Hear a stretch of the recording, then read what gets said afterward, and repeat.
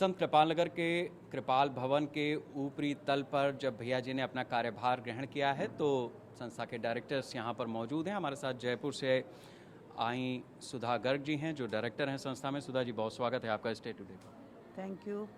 मैं जानना चाहूँगा कि आज जब भैया जी ने कार्यभार ग्रहण किया है, सारी चीज़ों को संभालने की बात कही है संगत के सामने, क्या मन में चल रहा है आपके? मन में जो स्वामी जी ने मुझे अंतर में विचार दिया 17 फरवरी को, उसकी पूर्ति होते हुए दिख रही है। और यही कहा था कि अब तीसरी चिट्ठी बहुत दिनों से चल रही है कि तीसरी चिट्ठी कब खुलेगी, क्योंकि पहली 2 चिट्ठियों में नाम तो विम्मी और दया ने मिलके लिखा था, ये मुझे पता लग चुका था। और तीसरी चिट्ठी या तो राजेश मित्तल जी के पास है या पता नहीं कहाँ है। बहुत बार कहते थे अभी मेरे को प्रेरणा नहीं है, मैं अभी चिट्ठी नहीं खोलूँगा। बहुत बार कहते थे मेरे पास नहीं है, तो हमने विश्वास करना छोड़ दिया तीसरी चिट्ठी का, क्योंकि स्वामी जी ने कहा था बहुत दफ़े कि मैंने तीसरी चिट्ठी में उत्तराधिकारी का नाम लिखा है। तो मुझे 17 फरवरी को बोल दिया अंतर में कि मैं तीसरी चिट्ठी में किसी और का नाम लिख ही नहीं सकता। तब तो जर्मनी में इसके बाद बात हुई थी, 5-7 दिन बाद भैया का फ़ोन आया था, तो तब कोई विचार नहीं था। पर मुझे स्वामी जी पे इतना विश्वास था और अब और बढ़ गया है कि संस्था तो चलेगी 50वें वर्ष तक, और अब उत्तराधिकारी आ चुका है। स्टेज पे कब बैठेंगे मैं बताऊं, जो मुझे लग रहा है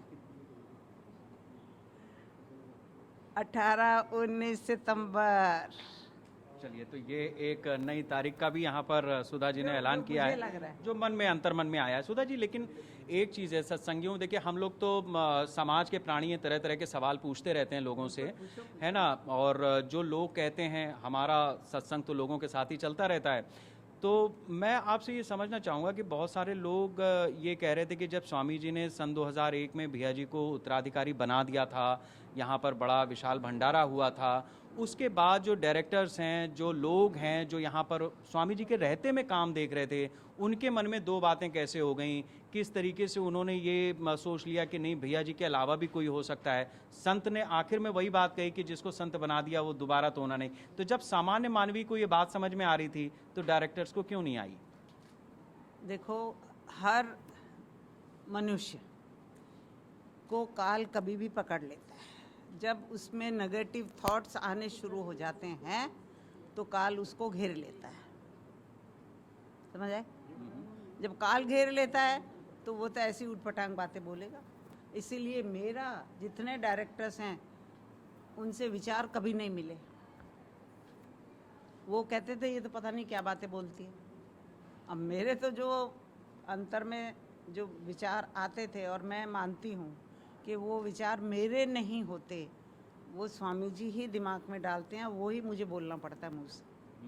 लेकिन अब जो ये बात है कि एक चीज़ और भी लोगों ने कही कि भाई जैसे स्वामी जी का नाम लेकर के उनके सहारे अभी आप आज ये बात कह रही हैं, कल को कोई दूसरी बात आ गई तो कैसे मानेंगे कि ये बात सही है कि वो बात सही है? दूसरी बात कौन सी? नहीं, मैं नहीं जानता, आप जानो। नहीं, दूसरी बात होनी ही नहीं है अब तो यही फाइनल है।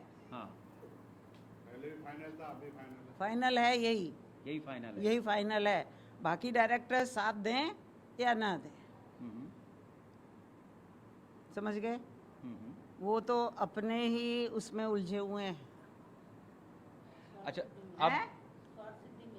स्वार्थ से। अब मैं ये समझना चाहूँगा मतलब कि ये कि हम संस्था चला रहे हैं और जैसा हम चलाना चाहेंगे वैसे चलेगी, लेकिन ऐसा नहीं है।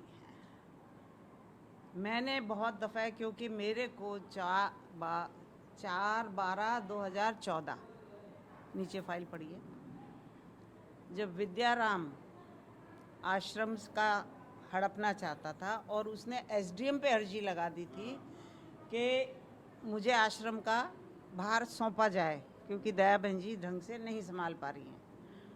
तो मुझे इन्होंने फ़्लाइट से बुलाया और मुझे वो पत्र संभलाया कि आप चेयरमैन रहोगी। चेयरमैन मतलब स्वामी जी की जगह अध्यक्ष रहोगी, और तब तक रहोगी जब तक नया उत्तराधिकारी आके कार्य नहीं संभालता है।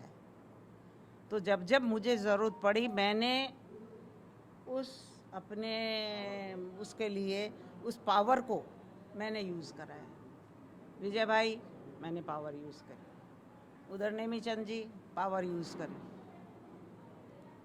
डोरीलाल जब खबर आ गई कि नहीं, वो सबको कहता है नहीं स्वामी जी को भैया जी का कहो आप, लेकिन स्वामी जी का तो रखो, सम्मान रखो।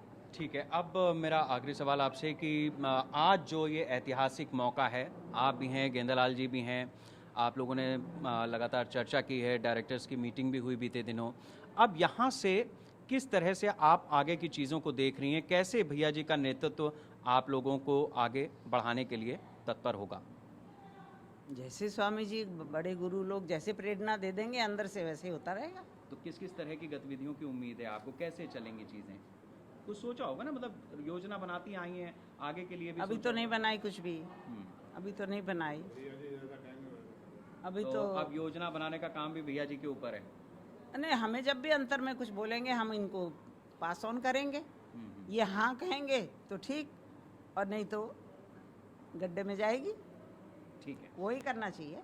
ठीक है। तो ये मन के भाव हैं, इसको आप यूं भी कह सकते हैं कि एक मन का भाव होता है जिसको अगर हमने प्रकट किया तो वो सही है या गलत है, वो संत के ऊपर होता है कि वो रास्ता दिखाता है। तो रास्ता दिखाने के लिए देवेंद्र मोहन जी, जिन्हें प्यार से हम सब लोग भैया जी कहते हैं, आश्रम में आ चुके हैं। उन्होंने उत्तराधिकारी के रूप में उस गद्दी को भी स्वीकार किया है जहां से स्वामी जी इस पूरे मिशन की गतिविधियों को संचालित करते थे।